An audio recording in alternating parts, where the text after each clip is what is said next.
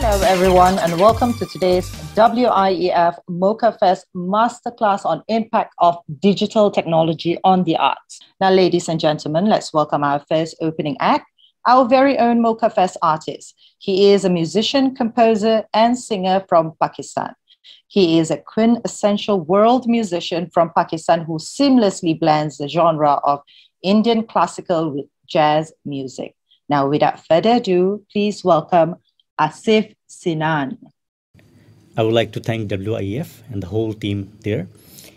The piece I'm going to perform is Lucrative by Francisco. My name is Asif Sinan and I'm from Pakistan.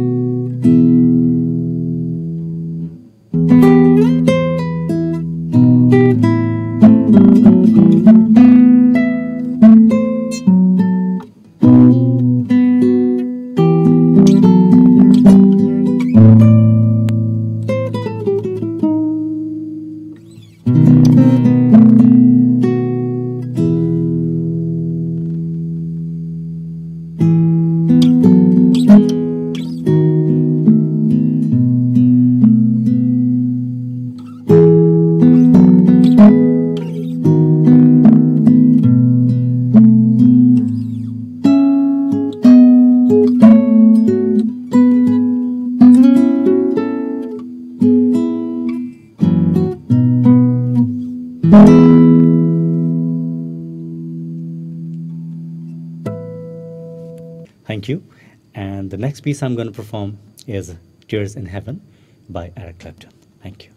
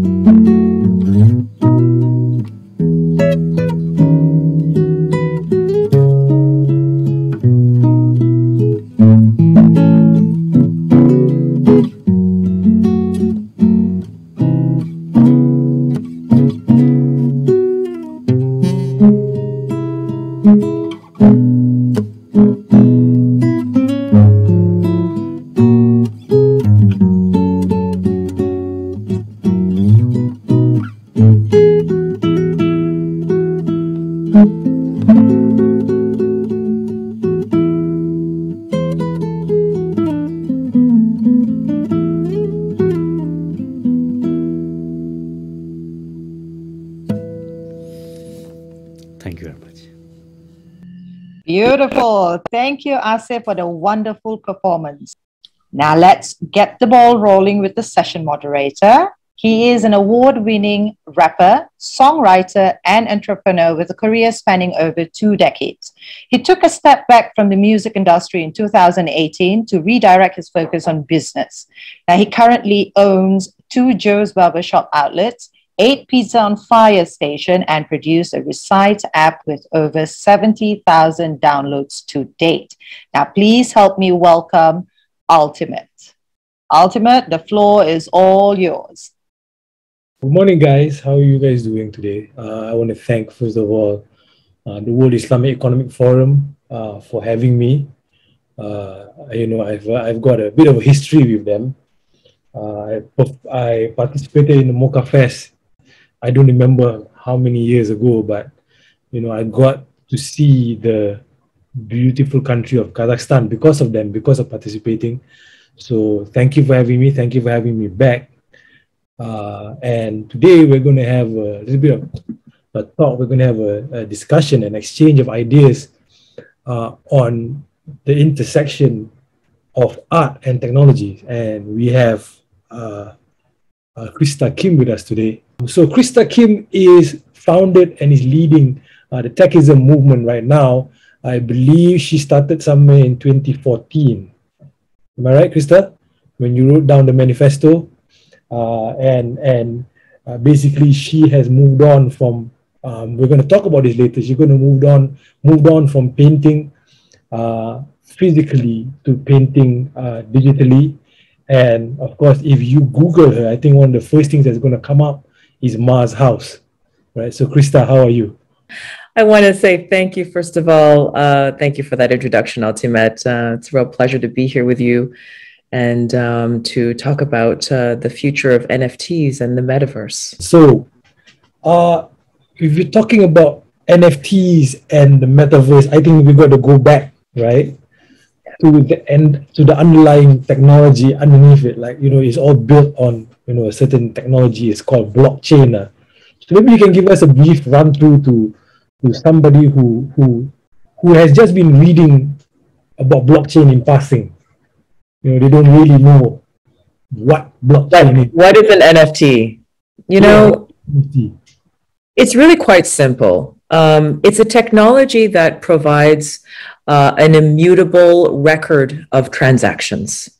It's a permanent ledger that is transparent, and it is decentralized, and it is posted on the blockchain. So if there's any interaction of an NFT, for example, I sell you an NFT, Altimet, then this is a permanent record of the sale from my wallet, the price, and that can never be changed. So the permanent record. So if you think about the power of that underlying technology in, transforming in the art world, for example, you have artists, you can attach any digital file to an NFT. And when you attach a digital file, like an artwork, it could be a JPEG, it could be an MP4 file, it could be a 3D file. It could really be any digital file, right? And it could be anything. It could even be a physical object that is paired with a digital file and permanently recorded in the blockchain. So when you're thinking about art is really the first generation of the use case of this underlying technology. But going into the future, it's going to really revolutionize how we do business, how we exchange, goods and services. And it's really creating a direct artist to consumer or producer to consumer relationship, whereby you're actually making a transaction on the blockchain that is automatic. So, the transaction is automatic, and you also have direct access. So that's a disintermediation of many markets. It's going to be very disruptive, but in a very good way. Right. So can I say that NFTs and blockchain is a way of cutting out middlemen in the creative industry, like art galleries, record labels, people like that? Yes. So you're absolutely right. What it does is it really eliminates the need for middlemen.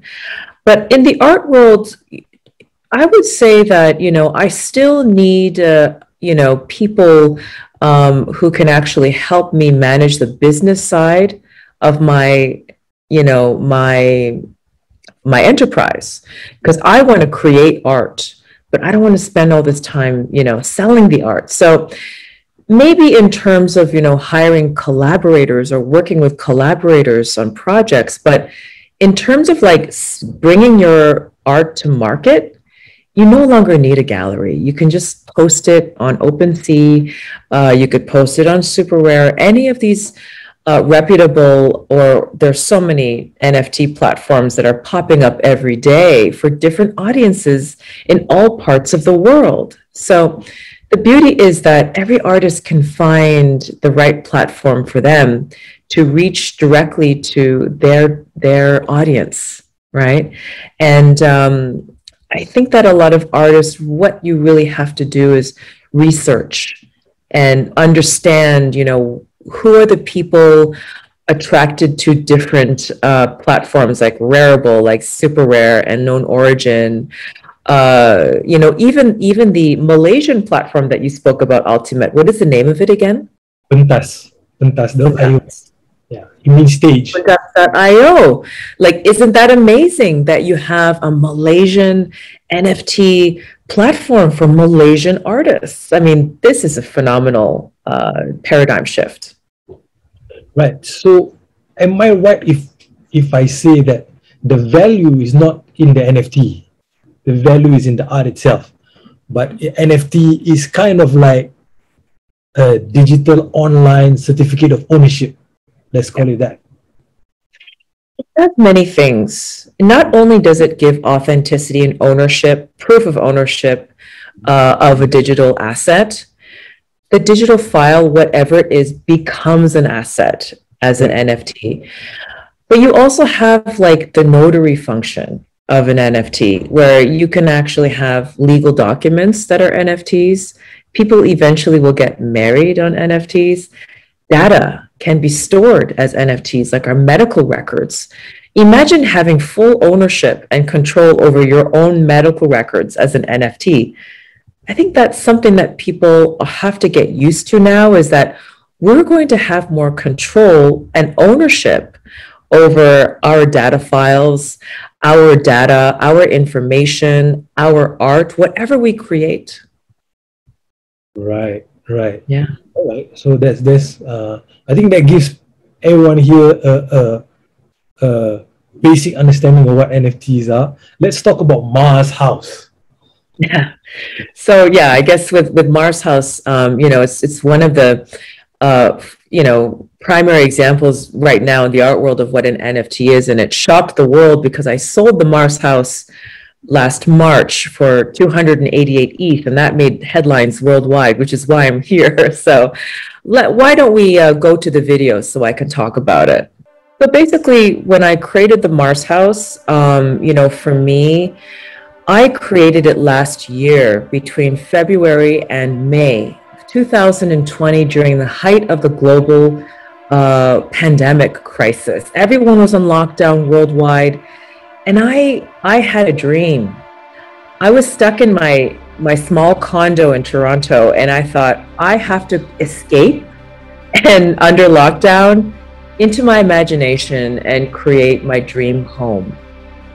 And so what I did is I started this project with an architectural renderer on Unreal Engine. So I designed the whole project. It's my art that is actually playing on the videos of the ceiling and the floor. And this is my art, my concept that I wanted to create an entire house. And so it took about a month and a half to create this project from start to finish. And what I did was I used the Unreal Engine software, because the Unreal Engine software is the best photorealistic interactive gaming software that creates beautiful, you know, in 3D animated artworks like this. And the thing is, I wanted to visit it in virtual reality, right? Mm-hmm. So my intention was always to go into the Mars House in VR. Mm-hmm. And then I ended the project in May. Then last December and December of 2020, we had a second wave and we had a second lockdown. And I started researching Bitcoin and Ethereum for my own investments. And that's when I discovered the truth about Bitcoin and the power of the blockchain. and how it could revolutionize and improve our lives in so many ways. So I then Googled NFTs. I Googled blockchain for art, because I recognized the need for, this technology for my digital art to protect and to create the rarity of my art by applying it to the blockchain. Lo and behold, NFTs came up in my Google search, and then I discovered Super Rare, which is the gallery website for NFTs that I joined, and I joined in February, minted my first piece in February. But then when I was looking at the landscape of NFTs, I was really disappointed, because I thought, wow, you have such sophisticated capabilities of NFTs, and yet you're only selling 2D pictures. The majority of artwork that was sold at the time were JPEGs. And videos were also starting to become popular. But I thought, there is so much more that you can do with NFTs. They could become 3D programmable digital assets, because I was already experimenting in 3D, and I thought, wow, there are already these platforms called Decentraland, platforms like Sandbox. A lot of art collectors in the space were building their own galleries in the metaverse and placing their collection digitally inside the metaverse. I thought, okay, the next generation of NFTs is not going to be a JPEG. It's going to be a 3D programmable asset.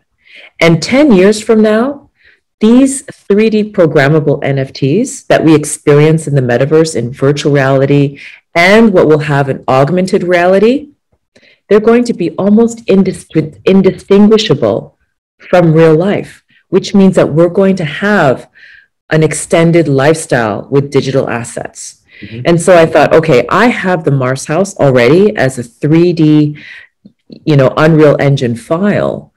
I'm going to mint the Mars House as the first metaverse house in the world. And I didn't know what to expect, because my main question was, when I minted the Mars House, will this be sold at the same price as an actual house? Can this NFT technology create the rarity and also the asset class to a 3D file? And the other question was, is the world ready for the metaverse? Because, specifically in the written description of the house, I said that this is a house that's meant to be experienced in the metaverse, and the owner can upload it in any metaverse platform they want. They can experience it in VR and AR. Right. So do you know who the owner is now? I'm just curious. Yeah, the owner is a collective. It's called Art on Internet. And they have one of the foremost collections of NFTs. It's really impressive. Love the collection. And it's such an honor to have gone on this journey with him. I remember having a conversation with him before I sold Mars House to him, because we conversed through Twitter, and we had a couple of meetings, and we knew that with this with the sale and with the amount that it was being sold for, we knew that it would become world headlines, right? And so what we wanted to do is we wanted to also attach it to a worthy cause. And so I basically told him that the proceeds would go toward the Continuum Foundation, which is a mental health art installation foundation. And we supported the installation of one of my public art installations recently in Toronto. And so we're doing these tours worldwide as a foundation that's supported by the Mars House sale. Now, this would never have been possible before NFTs, because every time I sold an artwork, I had to give 40% to a gallery or 40% to an agent. And no one's interested in doing a social impact project after those profits are shared, because you have to eat, right? Now with the NFTs, artists can actually reinvest in their communities and create cultural capital, social capital in their communities, which is what artists like to do. We are the ones that are generous. We want to give. We want to make the world a better place. We want to be generous with our art and our contribution to society. And we want that. We want that to be our legacy. And so if you empower artists financially by disintermediating the market, then you're going to create a beautiful world. Right, right. One thing I noticed about creatives is they place less importance on finances. Yeah. And it's a double-edged sword, right? Because they're the ones who be like, here, take half of whatever I need, but they're the ones also that's why there's this stereotype of the starving artist, right? Correct. Right? And there's a lot of things about artists where it's always been a double-edged sword. Like, we artists are normally, or creatives are the people who adopt, even sometimes push forward and invent new technology. And normally for art, and it gets used for other things, be it positive or negative, right? That's so it. Maybe we'll talk about how you transition from painting physically to painting digitally. How did that come about? Oh, so I was enrolled in the LaSalle College of the Arts in Singapore. I lived in Singapore for 5 years, so I'm very familiar with Malaysia and Kuala Lumpur. And, I used to go there so often. And, Legoland and all these cool places I took my kids. Here's the thing, for me, when I was in Singapore, I was actually suffering from depression and anxiety. And it was a very difficult period for me. And I was also enrolled in the art program.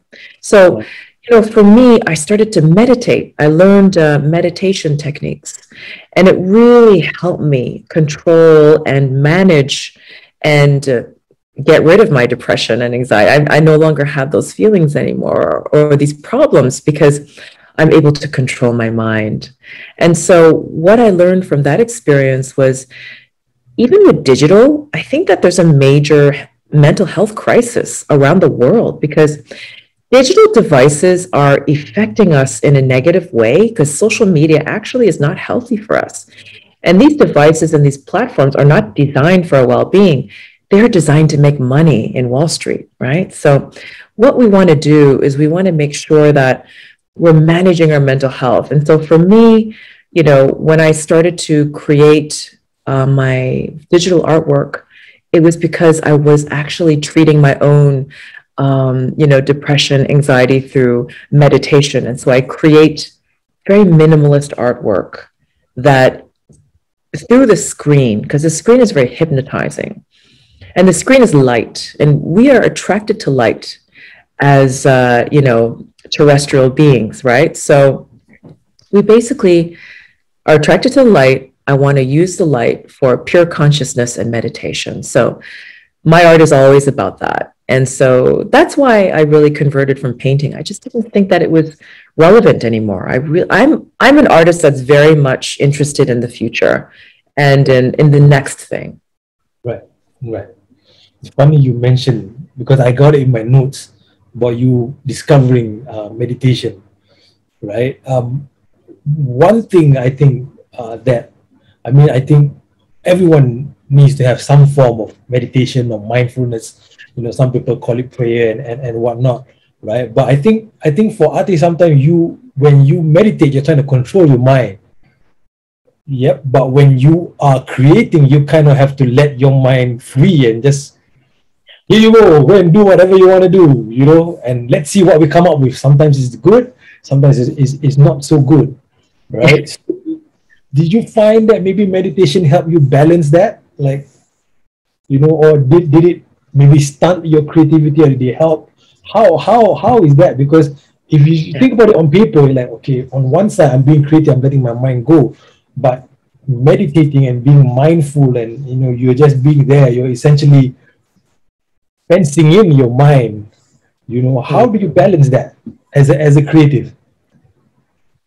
I think the superpower of any creative is, well, I think that it's, self-love, self-acceptance, knowing who you are, and having a very strong intuition.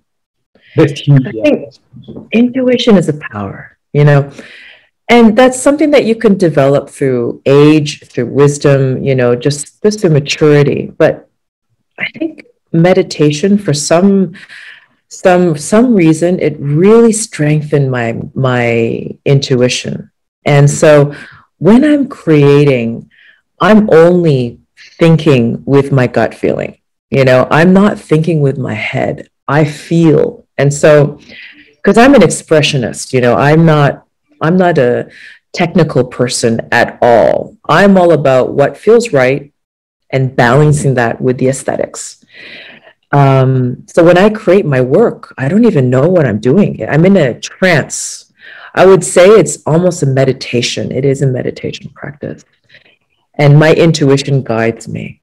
Right. Let's talk about the gradient, because I've been reading your interviews online, and the word comes up quite a lot. And I know we got over 60 people here, I think, and maybe they've read some, but let's talk about the gradient. What do you mean when you mean the gradient? The gradient is, for me, it's very, I think that it symbolizes what it means to be human in the digital age. It is the symbol of the digital human.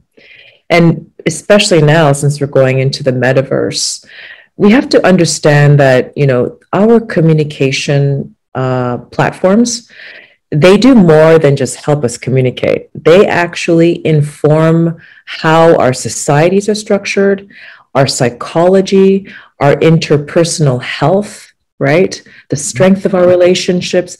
It affects every aspect of our lives, communication technology. Whether it was when we first came up with books, with the Gutenberg press, books were a wonderful way for us to be silent and thinking, right? We're thinking more. We're thinking about other ideas, making our own ideas. And we're actually receiving information from, that's how we become educated. The whole world is enlightened through the education of books. But then TV has really centralized power of messages, right? So what we want to do right now is see the landscape of communication. Now it's decentralized. Now NFTs are going to be a major form of communication for us. We're already selling art. We are eventually going to be receiving media through NFTs too. Everything will be decentralized. That means it's going to be a whole different landscape of how it affects us as human beings. And so that means with more digital technology, we are no longer going to be how we were 10 years ago. We are going to be more fluid.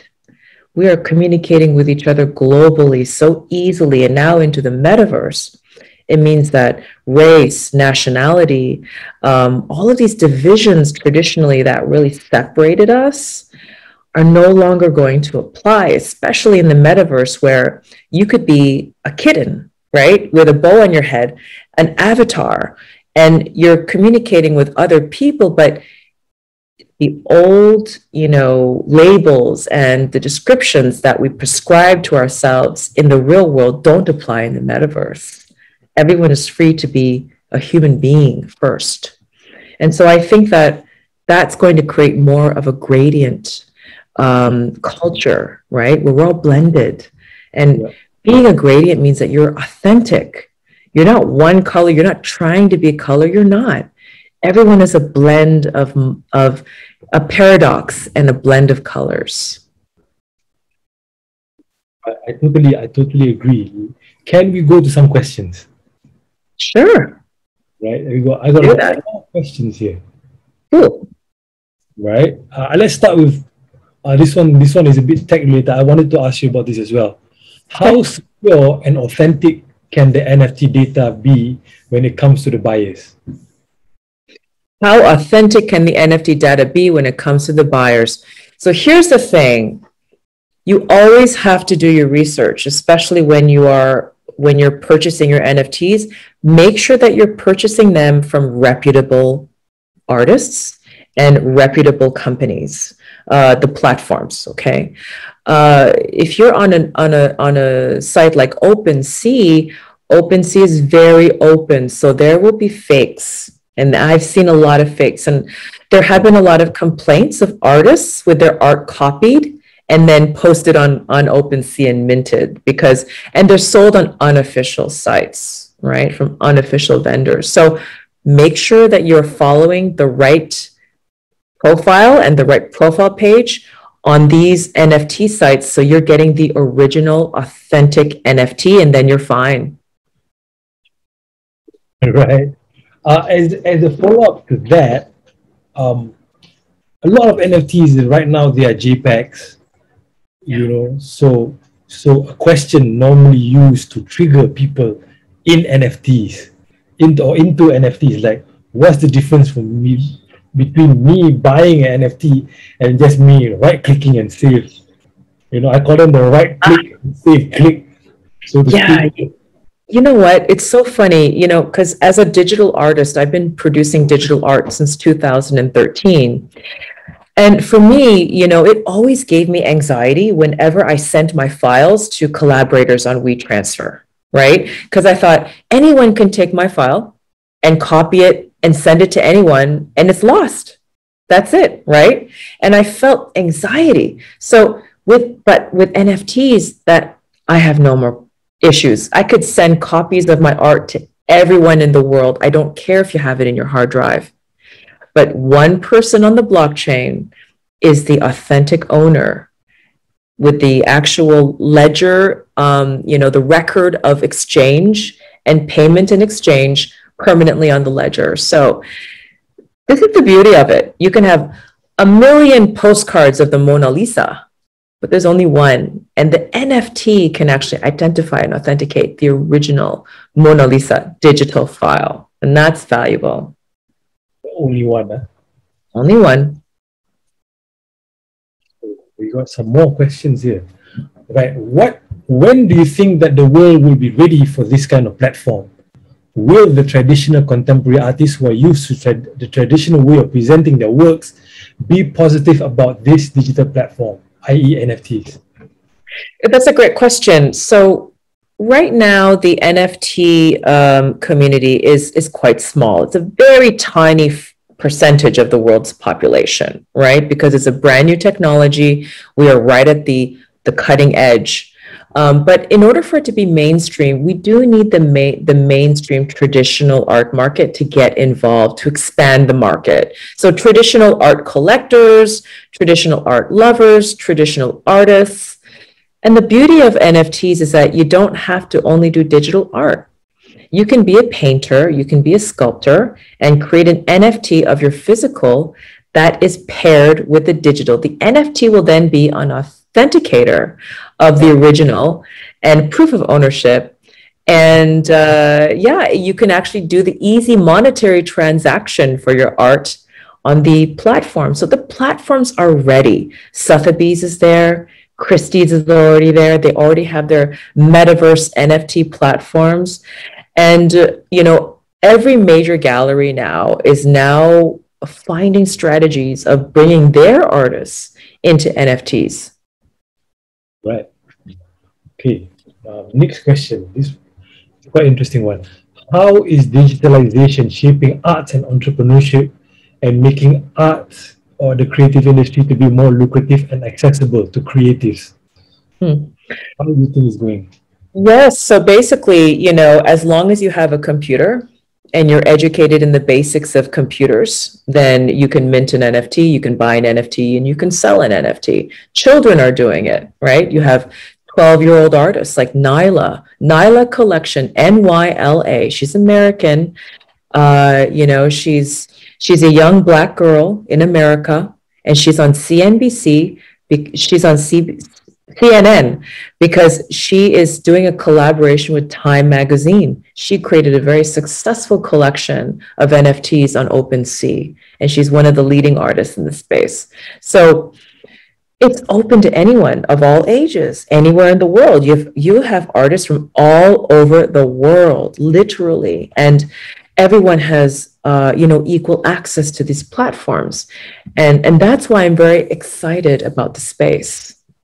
Right. I think that the future and the real lucrative nature of NFTs will be as we build the metaverse. The metaverse is the biggest art project in human history. And who's going to build the metaverse? Creatives of all walks of life, because there will be metaverse experiences, so much diversity, so much creative expression. It's not only one way, right? And everyone must collaborate and co-create. So the assets, the experiences, everything in the metaverse, if you think about it, you have to build the whole thing. So that means that there's huge creative potential and monetization potential for creatives for the metaverse. Right.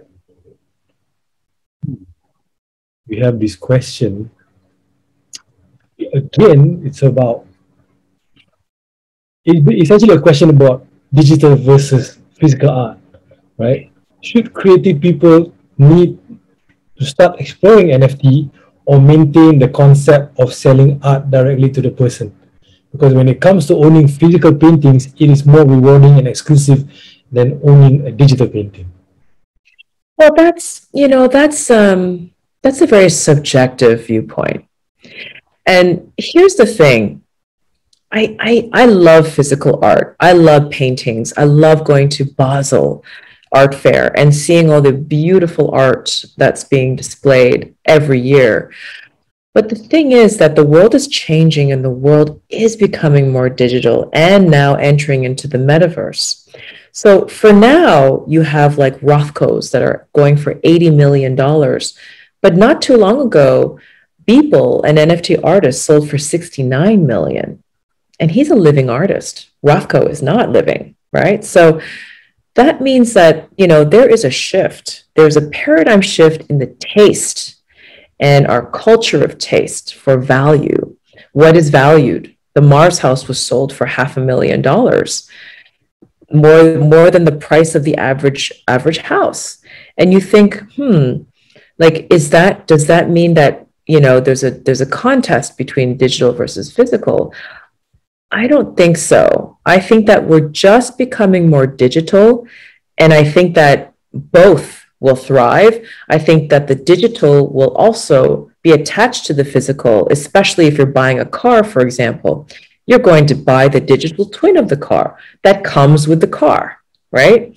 And that you can actually monitor and experience in your metaverse home, right? So you can experience this car not only in real life, but as an experience in the digital. So I don't know, right now the prediction is that with the power of the NFT, digital assets will eventually become more valuable than physical, or physical assets will become more valuable only with the digital NFT attached to it. Right.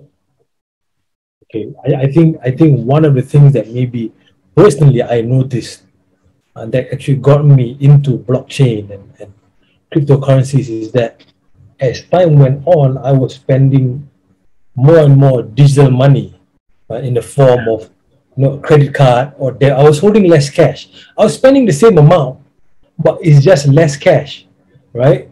So I was noticing that I was like, I'm not sure if this is a good idea because I can't track my spending. Then I came across this concept called cryptocurrencies. That's why I started looking at it, because I'm looking at it thinking like, I don't think my kids are going to hold cash anymore. I'm going to be the last generation holding cash.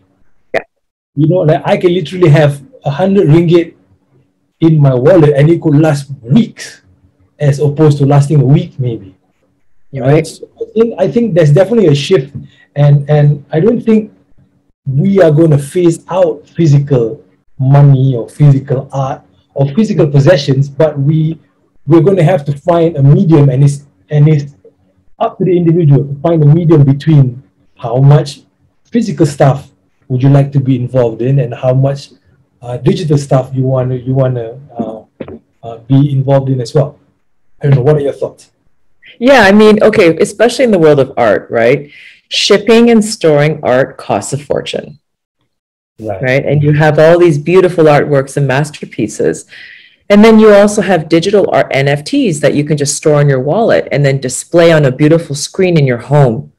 So, and then you can change it, and you can go to it, you can go away, you can always have it on your screen, you can always have access to your art. So I think that, when you really compare the prices between NFTs and physical art, and, how much, well, the maintenance for physical art is incredibly expensive. If you really think about that, a lot of people are going to start thinking, well, it's a lot easier for me to just have my NFTs and have an amazing, collection and show it on screens in my house, rather than having these paintings that I have to store, or if I pass on to my children, they have to manage it. They have to sell the physical pieces. Like, it's a lot, right? It's a lot. So NFTs are really convenient as assets. Yeah. Okay, we have another question here.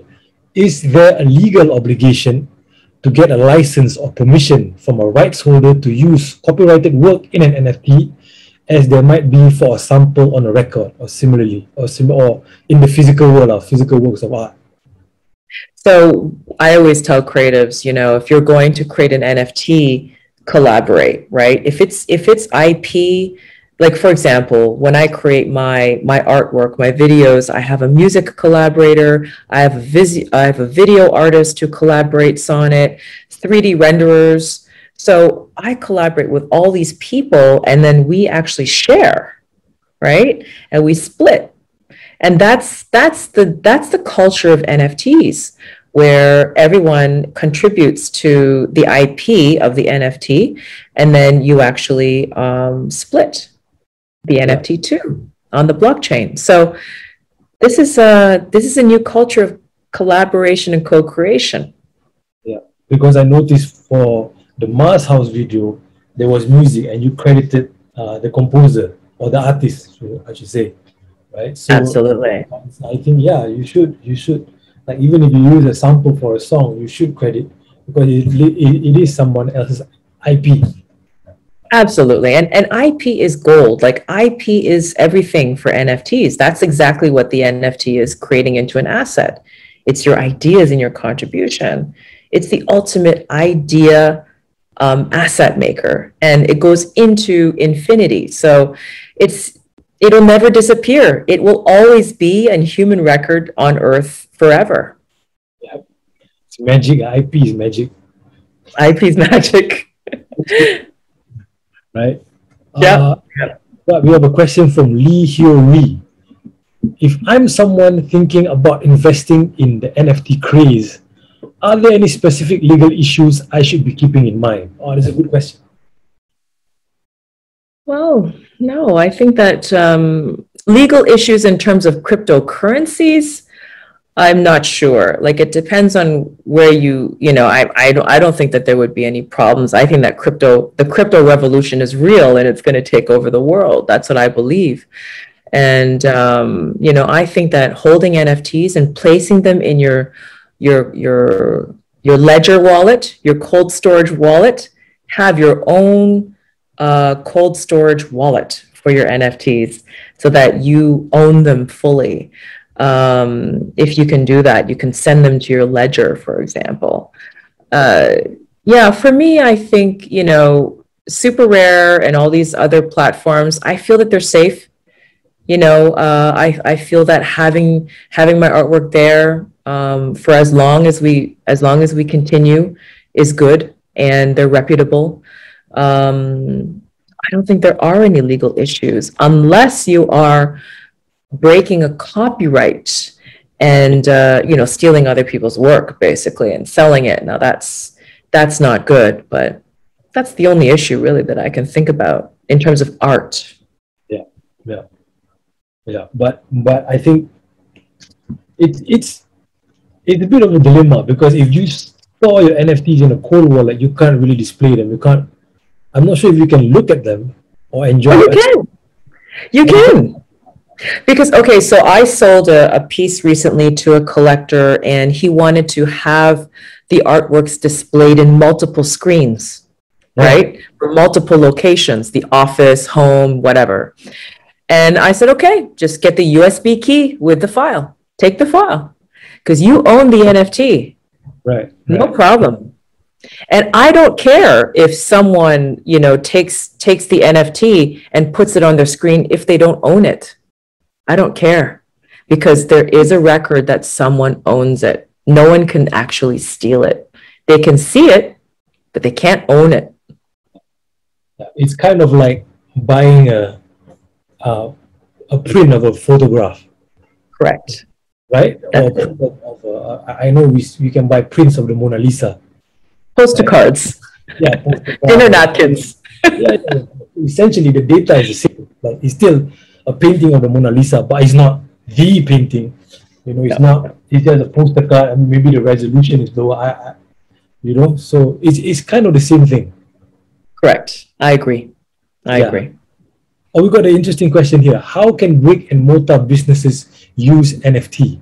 We're going more into so when you really think about it, especially when you think about you know, branding and businesses, now you have to think there's a change.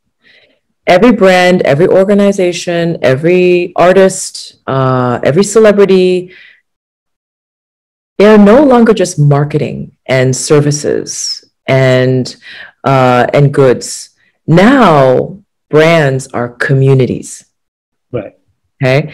So when you think about your brand as a community, the NFT is basically a way for you to connect with your community, get support from your community, and provide some kind of a benefit to your community. So if you want to, for example, let's say that you're a restaurant, okay, and you can offer special NFT meals during holidays, right? You want to have a special, package. You can sell that as an NFT, right? And anyone who purchases these NFTs can have further discounts at the restaurant when they go back. Now, there are NFT restaurants that are going to open more and more, but services, even like if you're a psychologist, you can start charging your clients as NFTs, and the NFTs become a membership. So you know who the clients are, you have a record, and you can actually send them, some kind of a benefit for being part of a membership, part of a community. So, yeah, I mean, there's so many incentive structures of community building that you can actually think about through your NFTs. I did a collaboration with Utah Jazz, the Utah Jazz NBA team. They came to me to advise on their Genesis drops. So I was the creative director. I created the NFT for their Utah Jazz XR campaign. And we sold NFTs that were not just beautiful artworks. They were also access tokens to the Metaverse Jazz XR locker. So they would go to the locker room, all of these members who bought the NFTs, and they met the owner of the team. His name is Ryan Smith. And they're able to have this beautiful, intimate, question and answer period with the owner of the Utah Jazz. Now, that would never have been able to happen in real life because it's COVID, because Ryan Smith is a very busy man, and it would never have been possible, right? So, and all of these people came from all over the world too. There were jazz fans in Europe that were there. So, yes, I would say the Metaverse, offering some kind of a community building experience in the Metaverse, like the Utah Jazz, is going to be amazing for Metaverse marketing strategy, because a lot of businesses are going to go into the Metaverse too. Especially if you're like a super fan, you call yourself a super fan. Right? Well, even for you, Altimet, like for your super fans, doing concerts in the Metaverse. Yeah. That's amazing, right? That it works. On Sandbox, which is a metaverse platform, Snoop Dogg he sold an NFT project where 1,000 fans paid $1,000 each to meet him in Sandbox and have a party. Yep. Right. So that sold out. So this generation, this younger generation, Generation Z, Generation Alpha, they have no problems in purchasing digital NFTs for experiences and for brand experiences and this kind of thing. It's really second nature. Yeah, it could also it's almost like it's a membership card for your tribe. Right. You know, like let's say I'm a Utah Jazz fan. This shows you that I'm in the inner tribe, so to speak. I know Super fan. We've got millions of fans, but there's 10,000 of us that have this. So we're in the inner tribe, and of course it comes with special privileges and such. We got this question, but I think we already answered it. Is within the digital realm, how do artists sustain their creative trade and provide continuous engagement with their audience? I think we already answered this one. Right before. Well, I would say, in the NFT space, Twitter is the #1 social media platform for NFTs. What I would do is I would really, if you're new to the scene, I would follow your favorite artists that you know of, and then follow everyone that they follow. Right. And really follow the top artists, the top platforms, so that you're informed about what's going on, who's doing what. It's good to be informed about what's happening. And I think that, to stay engaged and creative is really an individual practice. That's in your own time, the way you do it. There's no rules for that. I think that every artist is different. But I think that, managing mental health for artists is very important, because I know artists are very sensitive people. I know I am. So being able to be peaceful, have a proper mental health regimen, mindfulness is very important. But then I think, if you're engaging in the NFT space, Twitter and Discord is very good too. Join Discord groups for Super Rare, all the major platforms, get into the community, DM people, get social, be interactive, don't be shy, because the NFT community is very open. Like there's no people are not elitist in the NFT space. They're very approachable, and if you admire someone, reach out to them and ask questions too. Yeah. We've got a couple more questions. Are you okay with answering a couple more? Yeah. Right. All right. This is a nice one that is I identify with. Is the question is NFT similar to DRM, which is digital rights management? I think you're more suitable to answer this question, Altimet. You answer this one. I think NFTs or blockchain technology can be used to enhance digital rights management for sure. It can be used to enhance intellectual property management. One of the